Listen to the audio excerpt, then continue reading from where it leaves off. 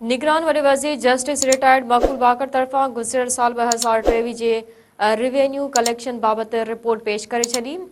निगरान वॾे वज़ीर जस्टिस रिटायर्ड मक़बूल बाकर चयो आहे त डिसंबर 2023 दौरान सिंध रेवेन्यू बोर्ड 21.3 अरब रुपयनि जो रिकॉर्ड रेवेन्यू कलेक्शन कई आहे। जस्टिस रिटायर्ड मक़बूल बाकर चयो आहे त गुज़िरियल साल 2022 में 17.5 अरब रुपयनि जमा कया विया हुआ। डिसंबर 2023 जे रेवेन्यू कलेक्शन में 22% इज़ाफ़ो थियो आहे। निगरान वॾे वज़ीर चयो आहे त SRB तरफ़ां माली साल 2023-24 जे पहिरीं 6 महीननि में 108.6 बिलियन रुपया वसूल कया। गुज़िरियल साल 2022-23 जे पहिरें 6 महीननि दौरान 80.2 अरब रुपयनि जी कलेक्शन कई हुई।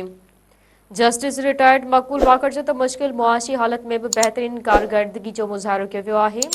आमदनी में गैर मामूली इज़ाफ़ो हासिल करण जो SRB जे टैक्स ॾींदड़नि जी मुसलसल ताउन सबबि पेश आयो आहे।